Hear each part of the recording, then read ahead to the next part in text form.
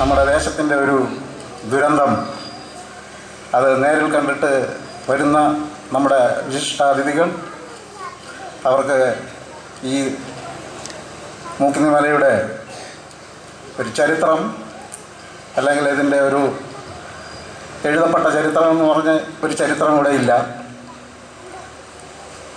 ആവാസകാലം തുടങ്ങിയ നാൾ മുതൽ, ജീവിതം തുടങ്ങിയ നാൾ മുതൽ ഈ മൂക്കിന്നി മല എന്ന് പറയുന്ന മല ഇവിടെ നമ്മുടെ ഒരു പ്രസ്ഥാനമായി, ഒരു അടയാളമായി, ഈ നാടിൻ്റെ ഒരു അടയാളമായി ഈ പള്ളിച്ചൽ പഞ്ചായത്തിൽ സ്ഥിതി ചെയ്യുന്നു. 5 കിലോമീറ്റർ ചുറ്റളവിൽ 3 പഞ്ചായത്തുകളാൽ ചുറ്റപ്പെട്ട് ആയിരക്കണക്കിന് ആളുകൾ നിവസിക്കുന്ന മൂക്കിന്നി മല പ്രദേശം ഇന്ന് നമ്മൾ ഒരു 50 കൊല്ലത്തിന് മുമ്പ് അല്ലെങ്കിൽ 75 കൊല്ലത്തിന് മുമ്പ് 100 കൊല്ലത്തിന് മുമ്പ് ഇവിടെ നിബിഡ വനമായിരുന്നു. പരുത്തിപ്പള്ളി റേഞ്ചിൽപ്പെട്ട ഫോറസ്റ്റ് അധികൃതരുടെ കീഴിലായിരുന്നു ഈ മല. മലയിൽ നാമെല്ലാം നാൽപ്പാമരങ്ങളും ദശപുഷ്പങ്ങളും ത്രിഫലയും ഒക്കെ യഥേഷ്ടം ഈ മൂക്കിന്നി മലയിലുണ്ടായിരുന്ന ആ നല്ല നാളുകൾ നമ്മൾ, നമ്മുടെ പ്രാപിതാക്കന്മാർ നമുക്ക് വേണ്ടി കരുതി വച്ചിരുന്ന മൂക്കിന്നി മല നമുക്ക് വേണ്ടി മാത്രമെന്നല്ല, ഇതിലെ നാനാ ജന്തുക്കൾ, ഓരോ ജന്തുക്കളും അത് പേരെടുത്ത് പറയേണ്ടുന്ന കാര്യമില്ല, നമ്മൾ സഹവർത്തിത്വത്തോടെ കഴിഞ്ഞ ഒരു അന്തരീക്ഷമായിരുന്നു. അതിൽ നിന്ന് വ്യത്യസ്തമായി ഈ റിസർവ് വനം ഇല്ലാതാവുകയും അതിൻ്റെ സ്ഥാനത്ത് 1962 റബ്ബർ പ്ലാന്റേഷനുമായി ബന്ധപ്പെട്ട് പട്ടംതാണുപിള്ള മുഖ്യമന്ത്രിയായിരിക്കുന്ന സമയം അദ്ദേഹത്തിൻ്റെ നേതൃത്വത്തിൽ പട്ടയ വിതരണം നടന്ന് ഇത് 100 ബ്ലോക്കുകളായി വിഭജിച്ച് 100 ആളുകൾക്ക് കൊടുത്തു. അത് റബ്ബർ കൃഷി നഷ്ടമാണെന്ന് കണ്ട് കുറച്ച് പേർ കുറേ സ്ഥലം കുറേ ആളുകൾക്ക് കൈമാറി. അത് ചെന്ന് എത്തപ്പെട്ടത് ഇത് കുറേ കോറി മാഫിയകളുടെ കയ്യിലാണ്. ആ കോറി മാഫിയകളാകട്ടെ ഒരു ദാക്ഷിണ്യവുമില്ലാതെ ഈ മലയെ വളരെ വികൃതമാക്കപ്പെട്ട രീതിയിൽ, ഒരു മനുഷ്യ ശരീരം എങ്ങനെ വികൃതമാക്കപ്പെടുമോ ആ രീതിയിലുള്ള ഒരു വികൃതമാക്കൽ നമുക്കിവിടെ നിന്ന് നോക്കിയാൽ കാണാൻ പറ്റും. ഇത് നമ്മൾ 10 കൊല്ലത്തിന് മുമ്പ് ഓരോരോ ചെറിയ ചെറിയ സമരങ്ങളായി നമ്മുടെ അധികൃതരെ ശ്രദ്ധയിൽപ്പെടുത്തിയിട്ടുണ്ട്. പക്ഷെ അതെല്ലാം വെറും പാഴ്വേലകളാണെന്ന് മനസ്സിലായി ഇപ്പോഴാണ്. നമുക്ക് യാതൊരുവിധമായ നീതിയും നമ്മുടെ അധികൃതരിൽ നിന്ന് ലഭിച്ചില്ല. ഓരോ ദിവസവും നമ്മൾ നടന്നു പോയിക്കൊണ്ടിരിക്കുന്ന അരിക്കടമുക്ക് മൂക്കിന്നി മല റോഡ്, അതുമായി ബന്ധപ്പെട്ട് ഈ ഇടുങ്ങിയ റോഡിൽ കൂടെ ഉള്ള ട്രക്കറുകളും ടോറസുകളും അത് വളരെ ഈ നാട്ടിൽ കൂടെ ഓടിക്കാൻ, ഈ ഒരു ഗ്രാമപ്രദേശത്ത് ഓടിക്കേണ്ടുന്ന വണ്ടികളൊന്നുമല്ല നമ്മുടെ ഈ ഭാഗത്തുകൂടെ ഓടി പോകുന്നത്. അതുകൊണ്ട് നമ്മൾ ഈ വിവരങ്ങളെല്ലാം അടിസ്ഥാനപ്പെടുത്തി ചെറിയ ചെറിയ മർമ്മരങ്ങൾ അതെല്ലാം അതൊരു വലിയൊരു നിലവിളിയുടെ ഭാഗമായി ഇന്ന് മൂക്കിന്നി മല സംരക്ഷണ സമരസമിതി എന്ന സമിതി രൂപപ്പെട്ടിരിക്കുകയാണ്.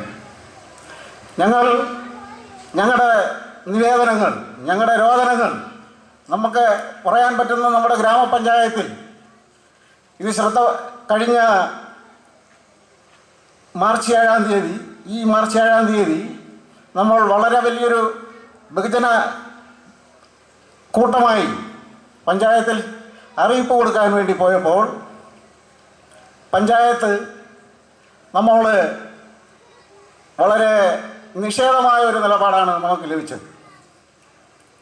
അപ്പോൾ ആ പഞ്ചായത്ത് നമ്മുടെ സംരക്ഷിക്കേണ്ടുന്ന ഗ്രാമപഞ്ചായത്ത് അധികൃതർ അത് ചെയ്യാതെ അവർ വേറെ ആരോ സംരക്ഷിക്കാൻ ഉത്തരവാദിത്തപ്പെട്ടവരാണെന്നുള്ള രീതിയിലുള്ള സംസാരം അവിടെ വരികയും നമ്മൾ കൊടുത്ത മെമ്മോറാണ്ടം വാങ്ങാൻ ആദ്യം വിസമ്മതിക്കുകയും വാങ്ങിയതിന് ശേഷം ഒരു മറുപടി ഞങ്ങൾക്ക് കിട്ടണമെന്ന് ആവശ്യപ്പെട്ടുകൊണ്ട് നമ്മൾ അവിടെ നിന്ന സമയത്ത് അത് വളരെ ഒരു സംഘടനാത്മകമായ ഒരു രീതിയിലേക്ക് പോകുമെന്ന് കണ്ടതുകൊണ്ട് മാത്രമാണ് അദ്ദേഹം നമ്മളോടൊരു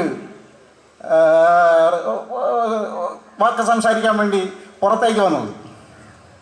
അപ്പോൾ പഞ്ചായത്ത് അധികൃതർ അതുപോലെ തന്നെ മറ്റ് അധികൃതർ എല്ലാം നമ്മുടെ ഈ മുക്കുന്നിമലയെ കട്ടുകൊണ്ടു പോകുന്നതിന്, കുത്തിക്കവർന്നു കൊണ്ടുപോകുന്നതിന് എല്ലാവരും ഈ കോറിയ മാഫിയകൾക്ക് ഒത്താശ ചെയ്തു കൊടുക്കുകയാണ്.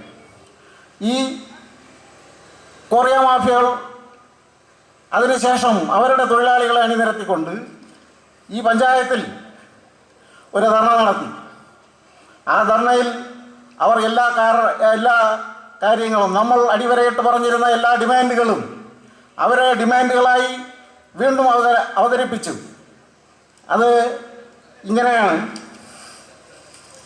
രാത്രിയും പകലും ഇടതടവില്ലാതെ ഇതുവഴി ഓടുന്ന ട്രക്കുകൾ 6 മണി മുതൽ 6 മണി വരെ ആക്കണമെന്ന് നമ്മളൊരു ഡിമാൻഡ് വെച്ചിരുന്നു.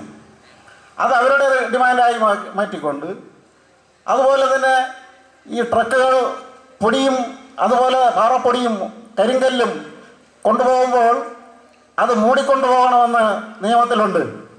ആ നിയമം അവർ പാലിച്ചിട്ടില്ല. അതുപോലെ ഒരു 5 ടൺ കൊണ്ടുപോകാനുള്ള കപ്പാസിറ്റിയുള്ള വാഹനത്തിൽ 10 ടൺ സാധനങ്ങൾ കൊണ്ടുപോകുന്ന ഒരവസ്ഥ അതും അവർ സമ്മതിച്ചിരിക്കുകയാണ്. ഇങ്ങനെയെല്ലാം ആണെങ്കിലും അധികൃതരിൽ നിന്നും നമുക്ക് യാതൊരു വിധമായ ഒരു സഹായവും ലഭിച്ചിട്ടില്ല. ആയതുകൊണ്ട് അതിൻ്റെ തുടർ പ്രക്ഷോഭം ഞങ്ങൾക്ക് പഞ്ചായത്ത് തന്ന മറുപടി അതിങ്ങനെയാണ്. സമരസമിതി കൺവീനർ ശ്രീ പി കോഴിപ്പിള്ള അദ്ദേഹം നൽകിയ അപേക്ഷ കമ്മിറ്റിയിൽ വെച്ച് വിശദമായി ചർച്ച ചെയ്തു. പൊതുജനങ്ങളുടെ പരാതി യാഥാർത്ഥ്യമാണെന്ന് കമ്മിറ്റിക്ക് ബോധ്യമാവുകയും പരിശോധിച്ച് ഉചിതമായ നടപടികൾ സ്വീകരിക്കണമെന്ന് ബഹുമാനപ്പെട്ട തിരുവനന്തപുരം ജില്ലാ കളക്ടറോട് അഭ്യർത്ഥിച്ചു തീരുമാനിച്ചു. ഞങ്ങൾ ബഹുമാനപ്പെട്ട കളക്ടറോട് അഭ്യർത്ഥിക്കാൻ അങ്ങോട്ട് ഫോർവേഡ് ചെയ്യാനല്ല ഈ കത്ത് തന്നത്. ഞങ്ങൾ ഉന്നയിച്ച ഡിമാൻഡുകൾ ഈ പഞ്ചായത്തിന് ചെയ്യാൻ പറ്റുന്ന ചെറിയ ചെറിയ കാര്യങ്ങളാണ്. അത് അവർക്ക് ആ കാര്യം ആ ഡിമാൻഡുകൾ ചെയ്യാവുന്നതേ ഉള്ളൂ. പക്ഷെ ആ ഒരു ഡിമാൻഡും അവർ അംഗീകരിക്കാതെ അവർ നമ്മൾ തിരഞ്ഞെടുക്കപ്പെട്ട ഈ പ്രതിനിധികൾ അവർ നമ്മളെ ഒരു ആക്ഷേപിക്കും പോലെ പഞ്ചായത്ത് അധികൃതർ കളക്ടർക്ക് ഇത് ഫോർവേഡ് ചെയ്തു എന്നാണ് പറയുന്നത്. അപ്പോൾ ഫോർവേഡ് ചെയ്യാനല്ല ഞങ്ങൾ തയ്ച്ചത്. ഇതിൻ്റെ ഡിമാൻഡുകൾ ഇത് എത്രയും പെട്ടെന്ന് വളരെ അടിയന്തിരമായി ഇത് ചെയ്യണമെന്ന് ആവശ്യപ്പെട്ടുകൊണ്ടാണ് നമ്മൾ കത്ത് കൊടുത്തത്. അത് പാലിക്കാത്തതുകൊണ്ട് പഞ്ചായത്തിന് മേൽ ഞങ്ങളിത് 1000-ആയും അത് 10,000-ആയും നിങ്ങളുടെ മുമ്പിൽ വരാൻ ഞങ്ങൾ തീരുമാനിച്ചിരിക്കുന്നു. അതിൻ്റെ വളരെ വിശദമായ സംഗതികൾ ഇവിടെ പറയത്തക്ക കഴിവുള്ള ആളുകൾ ഹാജരായിട്ടുണ്ട്. അപ്പോൾ ആ കാര്യങ്ങളെല്ലാം അവർ ചർച്ച ചെയ്യും എന്ന് ഞാൻ വിശ്വസിക്കുന്നു. നമുക്കെല്ലാവർക്കും അറിയാം, പ്ലാച്ചിമട എന്ന് പറയുന്ന ഒരു സ്ഥലം, അത് പാലക്കാട് ജില്ലയിൽ വളരെ കാലത്തിന് മുമ്പ് നടന്ന ഒരു അതിരൂക്ഷമായ ജലക്ഷാമവുമായി ബന്ധപ്പെട്ട് ഒരു ആദിവാസി സ്ത്രീ മൈലമ്മ അവർ നടത്തിയ സമരം അത് ലോകമെമ്പാടും ശ്രദ്ധിക്കപ്പെടുകയും ആ സമരം ആ പരിപൂർണ സമാപ്തിയിലെത്തിക്കുകയും അതിനുവേണ്ടി അവിടുത്തെ നാട്ടുകാരെ വലച്ച കൊക്കോകോള കമ്പനിയെ മൂക്ക് കയറിട്ട ഒരു സമരമാണ് പ്ലാച്ചിമട സമരം. ഈ സമരം മൈലമ്മ ഏറ്റെടുക്കുമ്പോൾ പാവപ്പെട്ട കുറേ ആദിവാസി ആളുകൾ മാത്രമേ ഉണ്ടായിരുന്നുള്ളൂ. അത് വളരെയധികം ലോകശ്രദ്ധ നേടുകയും ആ അമ്മയ്ക്ക് മൈലമ്മയ്ക്ക് ഔട്ട്ലുക്കിൻ്റെ അവാർഡ് കിട്ടുകയും ചെയ്തു. ഈ മൈലമ്മ ഔട്ട്ലുക്കിൻ്റെ അവാർഡ് കിട്ടുമെന്ന് പറഞ്ഞുകൊണ്ടല്ല സമരത്തിന് വന്നത്.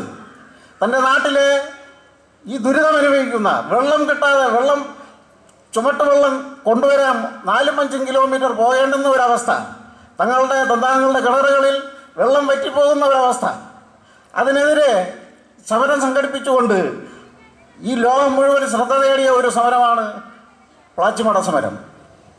എൻഡോസൾഫാൻ വിഷയം അതൊരു ഉദ്യോഗസ്ഥൻ ലീലകുമാരി അമ്മ ആ കാർഷിക അഗ്രികൾച്ചറൽ ഡിപ്പാർട്ട്മെൻറ്റിലെ ഡെമോൺസ്ട്രേറ്ററായിരുന്നു. അവർ ഈ വീടാന്തരം അവരുടെ സഹോദരന് ഒരു അസുഖം വന്നപ്പോൾ അത് അന്വേഷിച്ചു വന്നപ്പോൾ അവരുടെ സഹോദരന് മാത്രമല്ല ആയിരക്കണക്കിന് ആളുകൾക്ക് ഈ അസുഖം ബാധിച്ചു എന്ന് മനസ്സിലായി.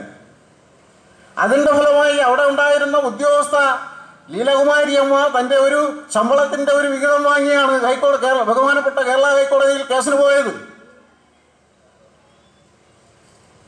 അപ്പോൾ ആ കേസ് വളരെയധികം വിജയത്തിലെത്തി എൻഡോസൾഫാൻ നിരോധിച്ചു. ഈ എൻഡോസൾഫാൻ എന്ന് പറയുന്നത് അമേരിക്കയിലെ വലിയൊരു മൾട്ടിനാഷണൽ കമ്പനി.